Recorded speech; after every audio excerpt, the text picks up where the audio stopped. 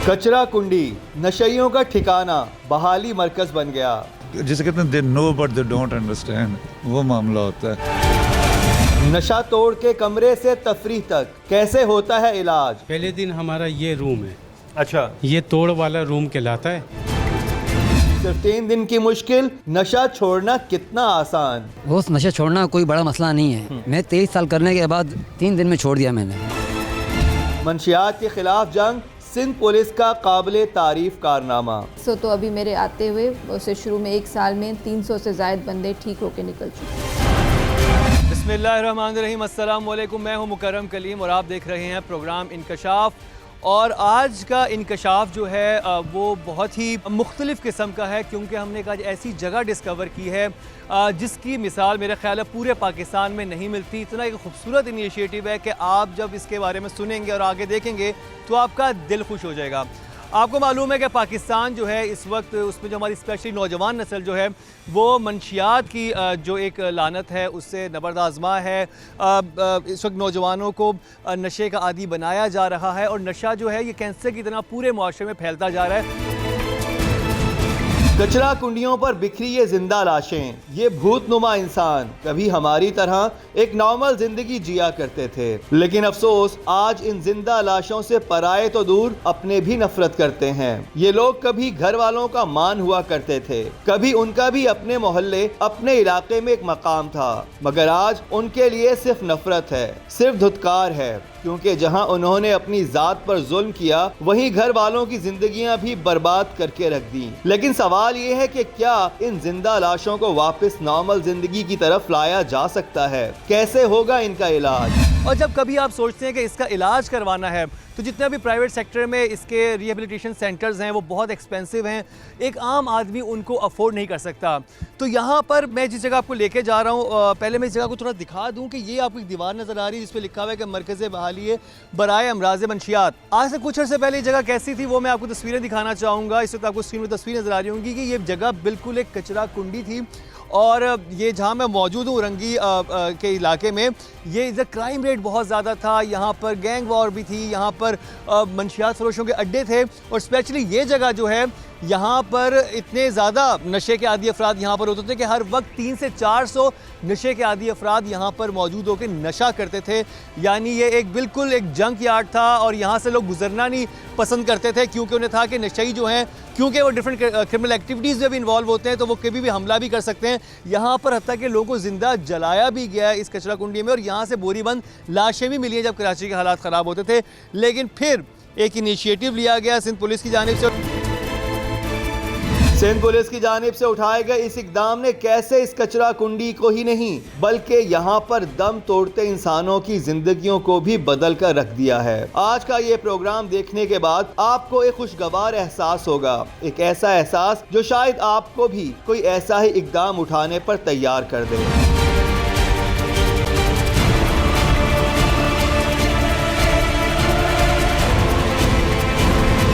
खालिद साहब, कैसे हैं आप?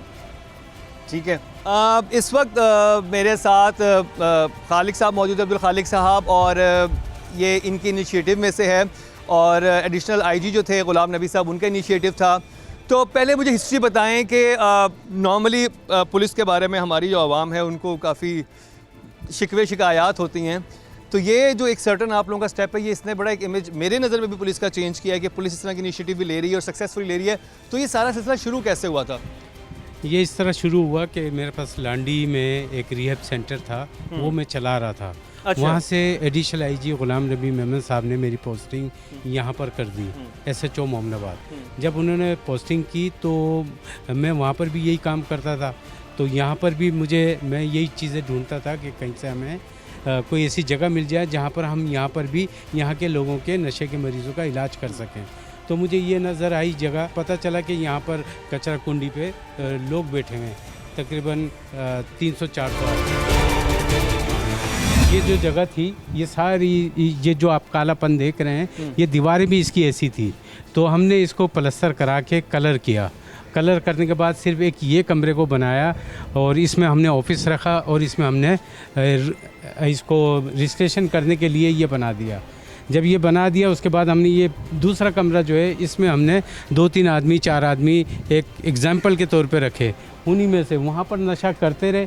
यहाँ पर हमने जब रखना शुरू किया तो उनमें से ही शौकिया लोग आने लगे, तो हमने तीसरा वाला कमरा शुरू कर दिया। नॉर्मली जो हमारे नशे के आदी अफराद होते हैं उनको जिस जगह पे रखा जाता है उनको कोशिश ये की जाती है कि दूर दूर तक कोई नशा नज़र भी ना आ रहा हो, और यहाँ पर वही सामने वाले कमरे में बंद होते थे और सामने उनको ये भी नशे के आदी अफराद भी नज़र आ रहे होते थे। जी, तो इसमें मुझे परेशानी तो बहुत हुई कि कुछ ऐसा भी होता था कि कोई यहाँ पर आकर देना चाहता था, लेकिन हमने सख्ती इतनी रखी हुई थी कि उस कमरे तक कोई ना आए। तो और ये हमारी मजबूरी भी थी क्योंकि 300-400 नशे के मरीज़ों को उठाना भगाना हमारे बस की बात नहीं थी, हमारे पास सिक्योरिटी नहीं थी, पुलिस नहीं थी। तो हमने टेक्निकल तरीके से, और ये हमारा जराइम भी कम हुआ इससे कि हमने टेक्निकल तरीके से इनको काउंसलिंग की कि भाई आप अपना इलाज कराओ और ठीक हो जाओ, हम आपको खाना देंगे, रिहाइश देंगे और सुबह का नाश्ता देंगे। तो इनको यकीन नहीं आता था, ना मोहल्ले वालों को यकीन आता था, ना यहाँ के सियासी लोगों को यकीन आता था। वो समझते थे कि ये पुलिस जो है ये यहाँ पर चौकी बनाएगी और यहाँ पर कब्ज़ा करेगी। तो आज वो चीज़ नहीं है, और आज ये रिहैब सेंटर अपने तौर पे अपने बलबूते पर पुलिस की मदद से ये बन चुका है और कामयाब जा रहा है।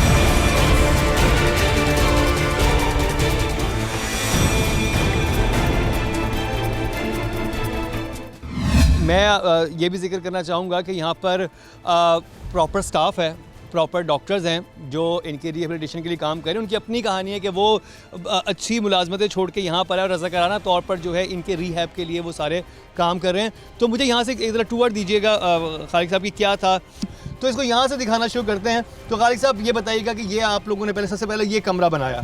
सबसे पहले ये कमरा बनाया हमने और इसको हमने ऑफिस बनाया, और ये जो है गुलाम नबी मेमन साहब ने किया था, इसलिए हमने गुलाम नबी मेमन साहब की तस्वीर लगाई हुई है।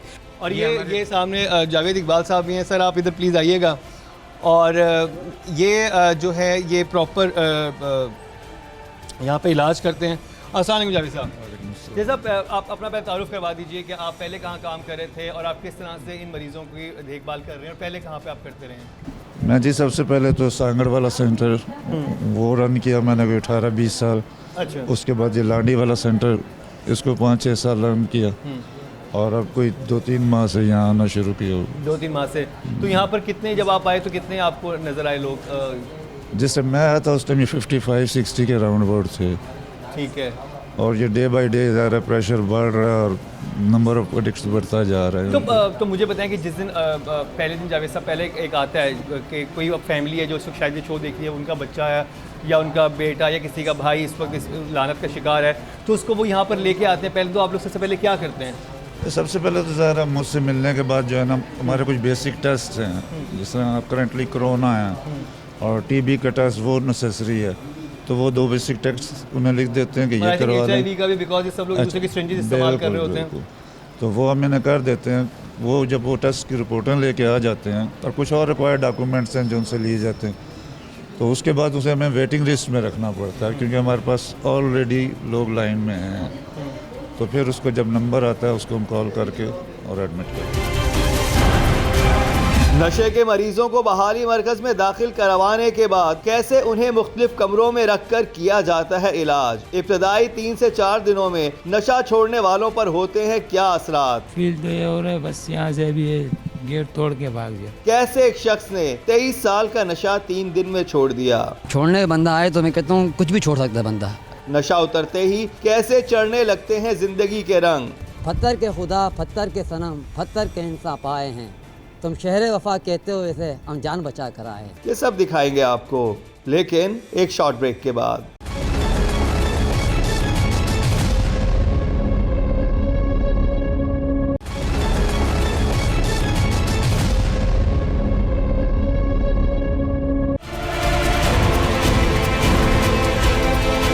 कचरा कुंडी नशइयों का ठिकाना बहाली मरकज बन गया।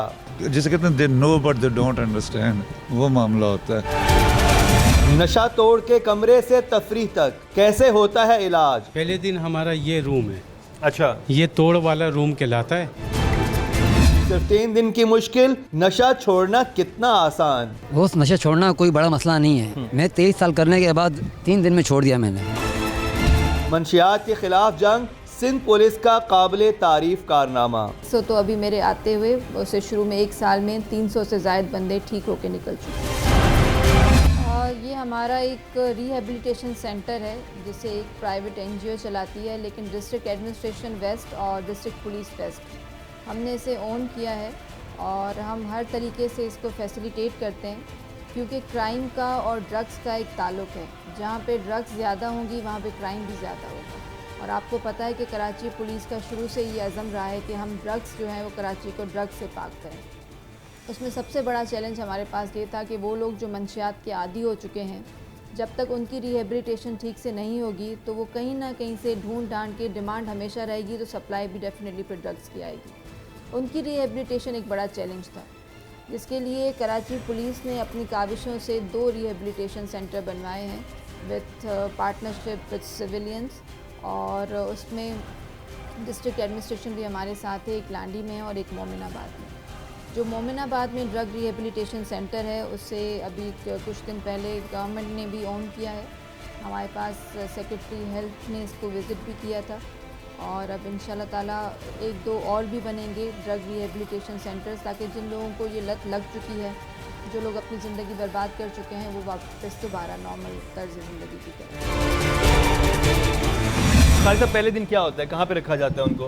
पहले दिन हमारा ये रूम है। अच्छा, ये तोड़ वाला रूम कहलाता है। और तोड़ वाला रूम? तोड़ रूम कहलाता है हमारे लफ्ज़ों में। और डिटॉक्स के ये यानी इस वक्त अंदर मौजूद हैं इस वक्त कुछ मरीज़, तो ये तो शुरू के दिन होते हैं तो बहुत टफ़ होते होंगे।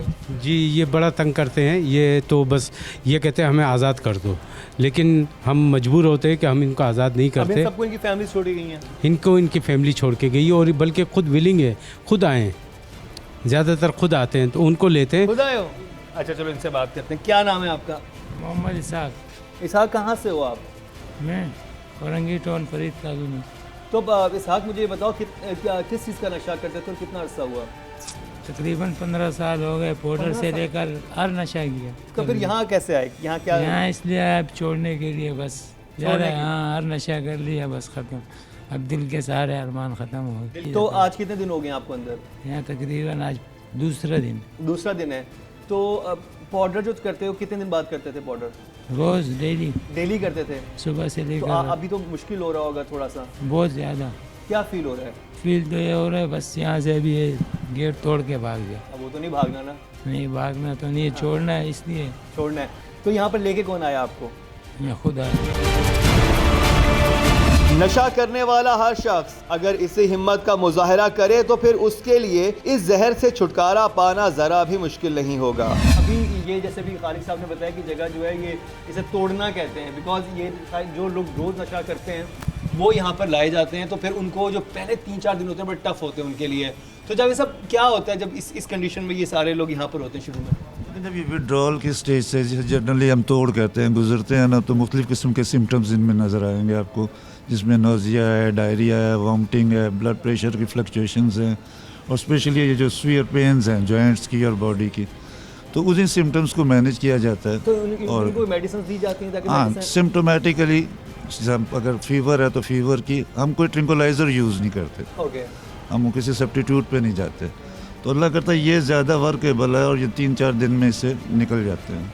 3-4 दिन में बस? इसके बाद ये ज़ाहिर है उसके साथ साथ ये एक साइकोलॉजिकल उससे भी गुजर होते हैं, एंग्जाइटीज़ हैं, बेचैनी है, जो बातें ये भी कर रहे थे, ये सब चीज़ें होती हैं। तो फिर तो इनको तो 24 घंटे में नज़र रखनी पड़ती होगी, क्योंकि कभी हालत बिगड़ भी सकती है, आपकी बॉडी किसके नशे की आती है और वो नशा आपको नहीं मिल रहा तो आप रिटेलिएट कर जाते हैं या साइकोलॉजिकली को बहुत डिस्टर्ब हो जाते हैं। बिल्कुल ऐसा ही है। उसके लिए ज़ाहिर हमने कंसल्टेंट्स रखे हुए, मेडिकल सिम्टम्स देखने के लिए मेडिकल हम रेफ़र कर देते हैं मेडिकल को, अगर कोई सुयर हो जाता है तो वो लोगों से मुशावरत करते रहते हैं, और जो हमारे साइकोलॉजिस्ट हैं वो इनकी साइकोलॉजिकली एनालाइज करते रहते हैं कि एक्यूट डिप्रेशन में तो नहीं है, कहीं ऐसा तो नहीं होगा सुसाइडल हो रहा है, क्योंकि हाँ, ये स्टेजेस हैं। तो वो चलते, इन्हें तो नहीं पता लगता, वो चलते फिरते इनफॉर्मली इन चीज़ों को जिस तरह आप बातचीत कर रहे हैं वो असेस कर रहे होते हैं।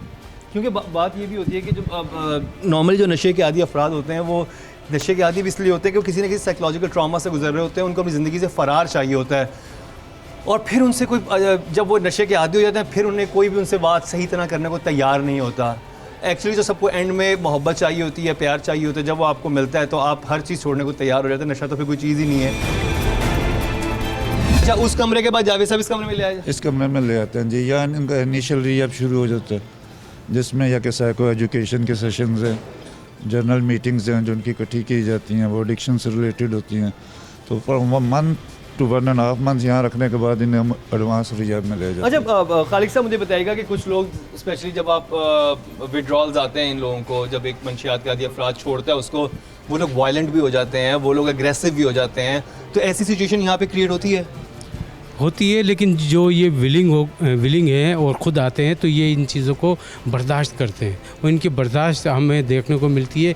अगर ये वैसे ही आए ना, जैसे हम फुटपाथ से भी उठाते हैं, कचराकुंडी से भी उठाते हैं, वो तो ऐसे होते हैं कि हम जान से मार देंगे, तो उनको हम ज़्यादा दिन नहीं रखते क्योंकि कुछ भी हो सकता है, वो नुकसान दूसरों को भी पहुंचा सकते हैं, हमारा माहौल भी ख़राब होता है, तो इसलिए हम उनको नहीं रखते और ये बर्दाश्त कर लेते हैं इन सब चीज़ों को। तो यानी सबसे इम्पॉर्टेंट चीज़ जो समझ आई है मुझे कि विल पावर है। अगर किसी में विल पावर है कि मुझे इस नशे की लानत को शिकस्त देनी है, तो फिर उसने पहले अपना जहन बनाना होगा, क्योंकि फिर बर्दाश्त भी करना है चीज़ों को और फिर अपने सिस्टम से उस मंशियात को निकालना भी है, तो उसके लिए टाइम चाहिए होता है। उसमें मैं एक हमारे पास अभी कल हमने 8 आदमी उठाए, अगर उनमें से आप किसी का इंटरव्यू लेंगे ना तो आपको वो कैसे बेचैन होकर सुनाएगा, आप देख लें। अगर यहाँ पर हैं, उनसे भी बात भी करते हैं जिनको कल ही कचरा कुंडी से उठा के यहाँ पर लाया गया है।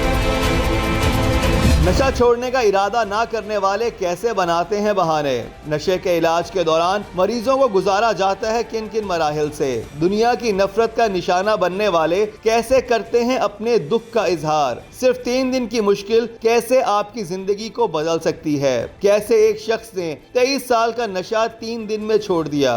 वो नशा छोड़ना कोई बड़ा मसला नहीं है। मैं 23 साल करने के बाद 3 दिन में छोड़ दिया मैंने। ये सब दिखाएंगे आपको, लेकिन एक शॉर्ट ब्रेक के बाद।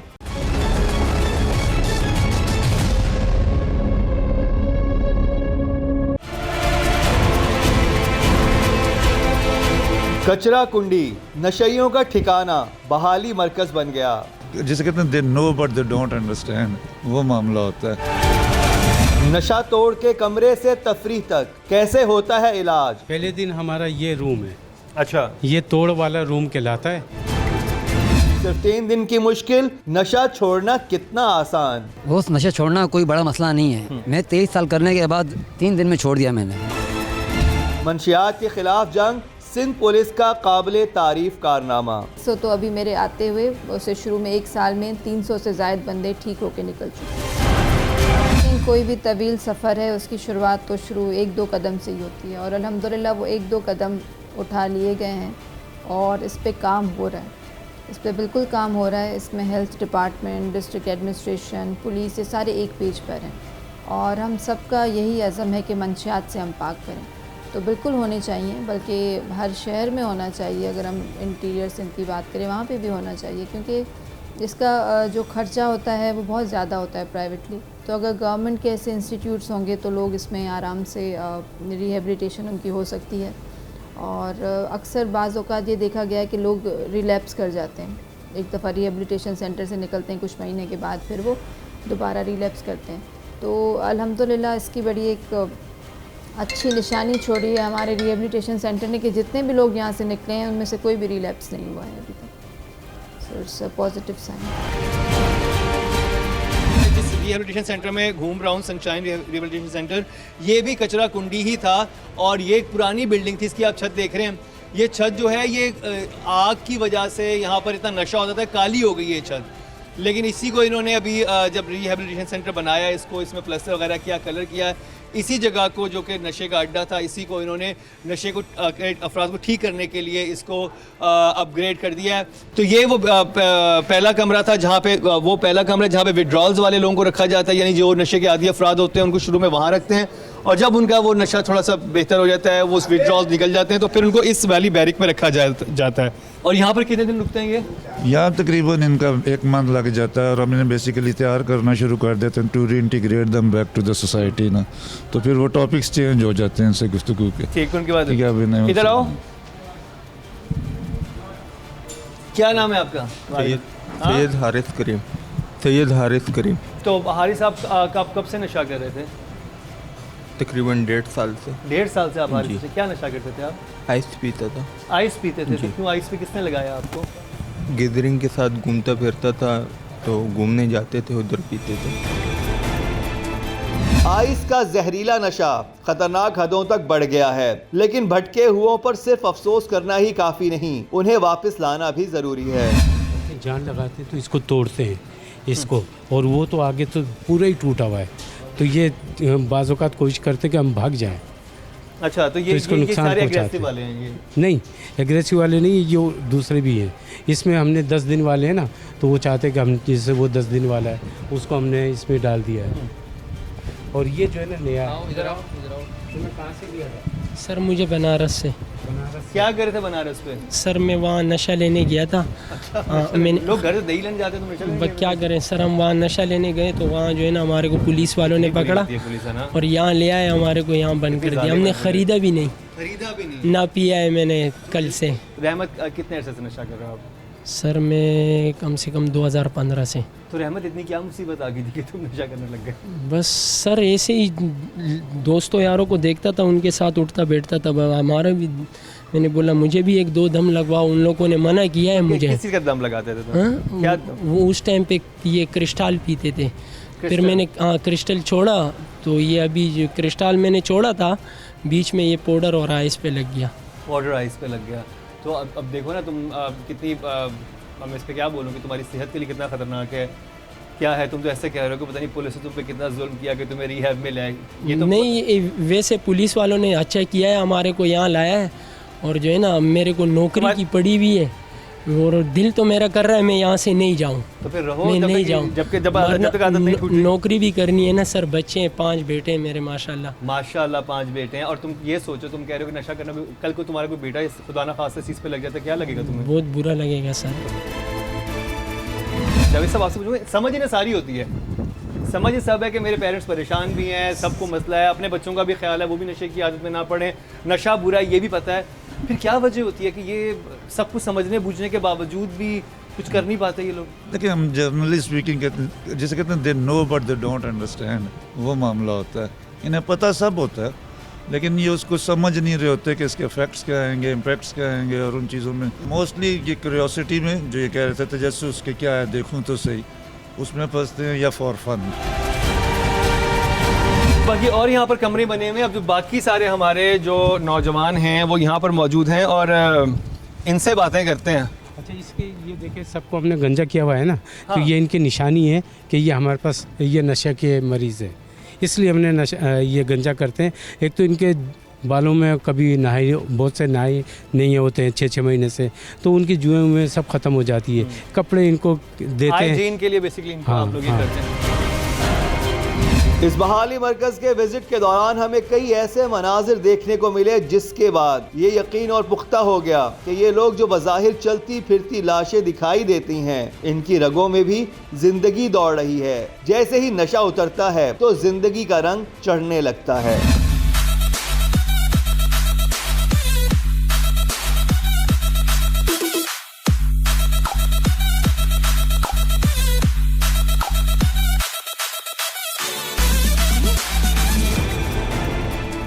हमने सारी उम्र जो किया उसका कोई हासिल नहीं, एक खुशी की तलाश में हम कितने गम हमको तड़पा गए।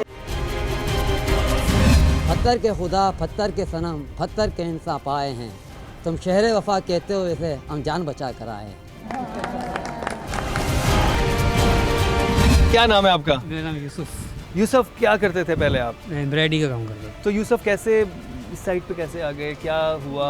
बस दोस्तों की वजह से, फील्ड की वजह से गलत फील्ड में बैठ गए थे। सब जितने भी अफराद मैंने बात की, चाहे बच्चों से बात की है, इनसे बात की है, सबका ही कहना है कि सोहबत का बड़ा असर होता है। नज़र साहब मुझे ये बताइएगा कि जब यहाँ पर ये आते हैं पेशेंट, स्पेशली जैसे कि भी खालिक साहब ने बताया कि अक्सर डिफरेंट कचरा कुंडियों से भी कुछ लोगों को रेस्क्यू किया जाता है, उनको ला के यहाँ पर रखा जाता है, तो आपको क्या लगता है कि सबसे ज़्यादा प्रॉब्लम किस चीज़ में आती है? उनके अंदर विल पावर पैदा करने में आती है, या उनको इस बात पर राज़ी करने पे कि वो इस तरफ चलें, इस रास्ते पे चलें? डेफिनेटली विल पावर से ही आती है, क्योंकि जब तक पेशेंट खुद सेटिस्फाई नहीं होगा कि मुझे क्या करना है क्या नहीं करना है, तो उसका वे चेंज करने के लिए फिर यहाँ पर लाया जाता है, मेडिकेशन वगैरह की जाती है, उसकी लाइफस्टाइल चेंज किया जाता है, उसको दीगर एक्टिविटीज़ में लगाया जाता है। तो ज़ाहिर बात है, जैसे मैं खालिद साहब से पूछता कि बहुत सारे लोग जिनको विड्रॉल्स आते हैं, वायलेंट हो जाते हैं, वो एग्रेसिव हो जाते हैं, तो उन सिचुएशंस को भी आप लोग डील करते हैं फिर यहाँ पे? जी बेसिकली तो हम लोग जर्नल पेशेंट देखते हैं, जैसे पेशेंट अगर उसमें आते हैं तो डॉक्टर साहब उसको डील करते हैं। हम लोग जर्नल पेशेंट यूज़ करते हैं, अगर फीवर है, डायरिया वगैरह है, वॉमिटिंग्स हो रही है पेशेंट को, तो स्टेबल करके पेशेंट जो है वो डॉक्टर साहब को देते हैं, उनका वे चेंज करते हैं। नशे में डूबे अफराद जब कदरे संभलते हैं तो उन्हें अपनी फैमिलीज की याद सताने लगती है। जब उन्हें अपनी गलती का एहसास होने लगता है तो फिर 21 दिन के बाद घर वालों से मिलवाया जाता है। टीम इंकशाफ जब इस बहाली मरकज पहुंची तो उस वक्त भी 2 कमसिन लड़कों की उनकी फैमिली से मुलाकात करवाई जा रही थी। अब तक इसमें से मेरा ख्याल है 100 से ज़ायद बंदे जो हैं वो रिहेबिलिटेशन, बल्कि 100 तो अभी मेरे आते हुए उससे शुरू में 1 साल में 300 से ज़ायद बंदे ठीक होके निकल चुके हैं। और इस मतलब तकरीबन 2 महीने में सिर्फ डिस्ट्रिक्ट वेस्ट में हमने 70 बंदे जो हैं मुख्तलिफ़ इलाक़ों से वो वहाँ पे जमा करवाएं, और वो बंदे बहुत खुश हैं। वहाँ पे उन्हें खाना मिलता है, वहाँ पे उसको बड़ा मोटिवेट करके और ड्रग्स से जो है वो जान छुड़ाई जाती है। नशा छोड़ने के इब्तदाई दिनों में क्यों तड़पते हैं नशे के मरीज, कैसे ढूंढते हैं राह फरार? नहीं होगा ना, वो इलाज ही नहीं हो सकता, मैं काफ़ी पुराना हूँ। सिर्फ 3 दिनों की मुश्किल कैसे नशा करने वाले की जिंदगी बदल सकती है? मोहब्बत में नाकामी ने कैसे एक नौजवान को नशे का आदी बनाया? इश्क में आशिकी में मारा लड़की ने। कैसे एक शख्स ने 23 साल का नशा 3 दिन में छोड़ दिया? उस नशा छोड़ना कोई बड़ा मसला नहीं है। मैं 23 साल करने के बाद 3 दिन में छोड़ दिया मैंने। ये सब दिखाएंगे आपको, लेकिन एक शॉर्ट ब्रेक के बाद।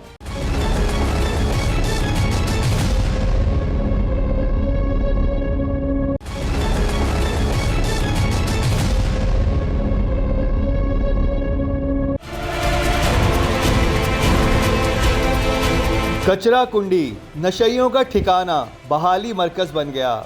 जिसे कहते हैं they know but they don't understand, वो मामला होता है। नशा तोड़ के कमरे से तफरीह तक कैसे होता है इलाज? पहले दिन हमारा ये रूम है। अच्छा, ये तोड़ वाला रूम कहलाता है। सिर्फ 3 दिन की मुश्किल, नशा छोड़ना कितना आसान। उस नशा छोड़ना कोई बड़ा मसला नहीं है। मैं 23 साल करने के बाद 3 दिन में छोड़ दिया मैंने।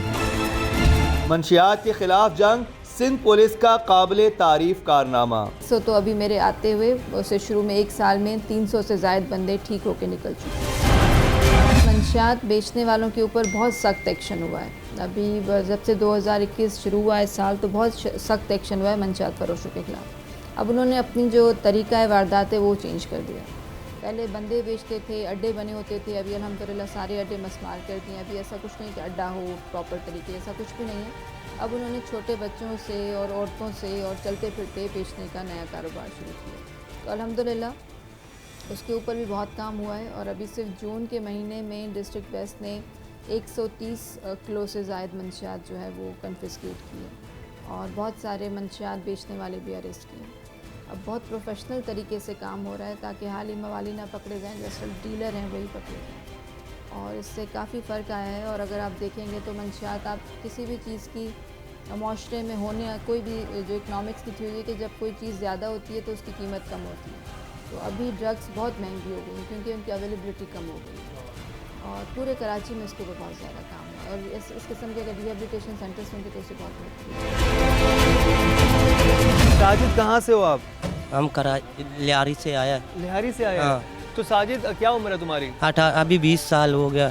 20 साल के हो गए। हाँ। तो क्या नशा करते हो? हम क्रश पीते हैं, क्रिस्टल। अच्छा, क्रिस्टल। हाँ। क्रिस्टल आप पीते हो? हाँ। तो किसने आपको लगाया, कैसे? ये अपना दिल है। ये हमने इंसान का दिल होता है ना, दोस्तों को देखता है, इंसान पड़ा रहता है, इंसान का दिल होता है ना, डायरेक्ट हमने पी लिया। अच्छा, आपने कितने साल के थे जब आपने पहली दफ़ा क्रिस्टल पिया? हम पहला दफ़ा अभी साल हो गया। 1 साल हो गया। हाँ। अभी इनकी उम्र 19 साल है तो ये 18 साल के होंगे। तो फिर क्या था, क्यों इतनी मुसीबत क्या आ गई थी तुम्हें? इश्क में आशिकी में मारा लड़की ने। इश्क आशिकी, होए होए होए होए, ये तो फिर आप तो देवदास निकले। आपके वालिद पीते थे? हाँ, वालिद चरस पीता है भी। जो आपकी वालिदा थी वो तो आपके वालिद से इस बात में झगड़ती होंगी कि नशा छोड़ दो। हाँ। तो आपने अपनी माँ को उसकी परेशानी में देखा और अब आपने अपनी माँ को अपनी वजह से परेशानी में डाल दिया। हाँ, मेरे को देखा परेशान हुआ। तो क्यों, तो फिर छोड़ो ना, माँ को तो परेशान। हमने बोला सच्चा दिल से जाएगा, इधर आया। तो कितने दिन हो गए यहाँ पे आए हुए? हफ्ता 2 हफ्ता हो गया। 2 हफ्ता हो गया। हाँ। तो अब नशे करने का दिल तो नहीं कर रहा? नहीं। अल्लाह करे ये सारे नौजवान वापस नॉर्मल जिंदगी की तरफ लौट आएं। लेकिन ये भी सच है कि नशा करने वालों को नशा छोड़ने पर कायल करना इतना आसान भी नहीं। क्या नाम है आपका? शाहनवाज। शाहनवाज, कहाँ से ताल्लुक है आपका?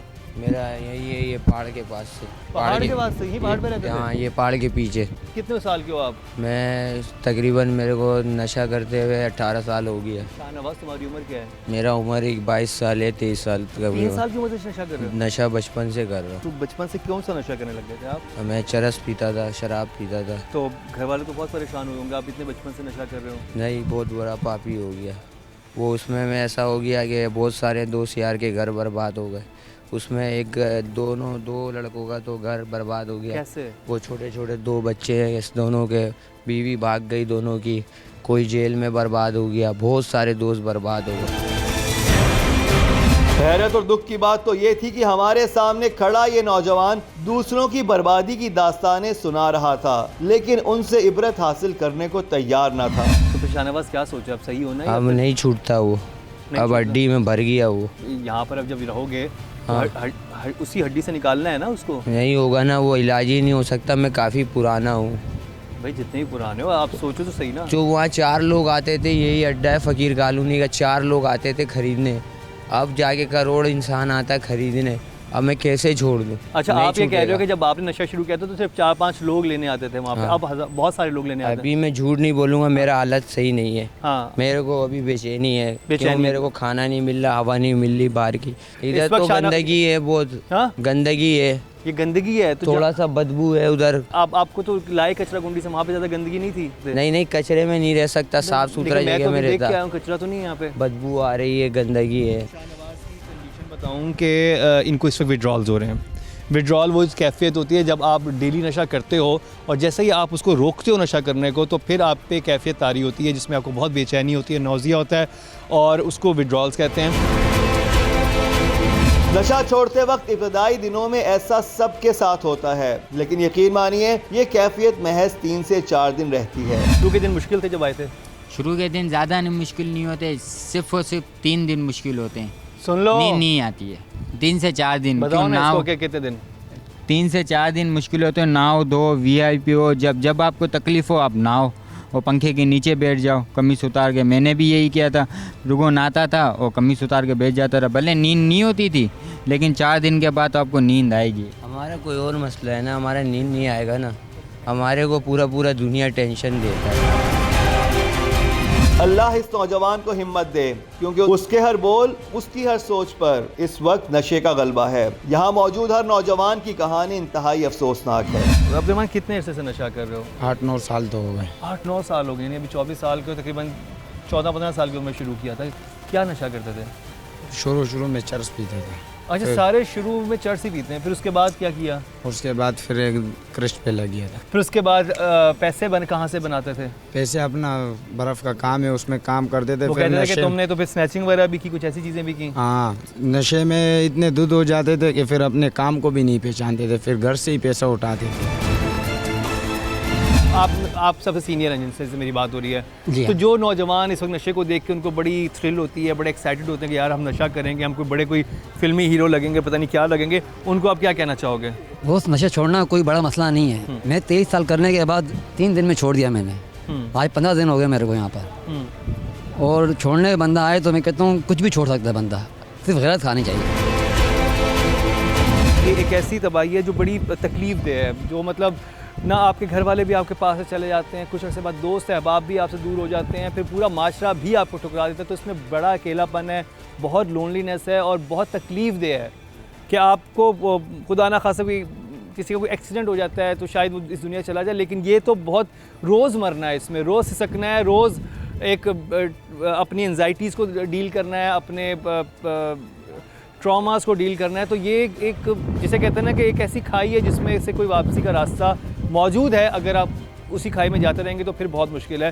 तो अब ये देखें, अब ये इतना खूबसूरत स्टेप था कि ये उन लोगों को जो कि तबाही के रास्ते पे चले गए थे और इसी जगह बैठ के सब कुछ करते थे, आज यहाँ पर ये एक जिसे कहते हैं कि इनका सफ़र शुरू हुआ है एक सेहतमंद ज़िंदगी की तरफ। तो हमारी यही दुआ है कि ये कामयाब हो अपनी ज़िंदगी में और जिस तरह से ये पहले से एक माशरे का खूबसूरत हिस्सा थे वैसे दोबारा बने। और मेरा ख़्याल है कि पूरे पाकिस्तान में इस तरह के रिहैबिलिटेशन सेंटर होने चाहिए जो कि ऐसे अच्छे अफसरान की सरपरस्ती में काम भी करें और ऐसे अफराद जो कि माशरे का एक अच्छा हिस्सा बन सकते हैं उनको दोबारा से रिहैबिलिटेट किया जाए ऐसे इदारों में। तो इसी के साथ मुकर्रम कलीम और टीम इंकशाफ को इजाज़त दीजिए, लेकिन देखना ना भूलिएगा हमारा अगला इंकशाफ।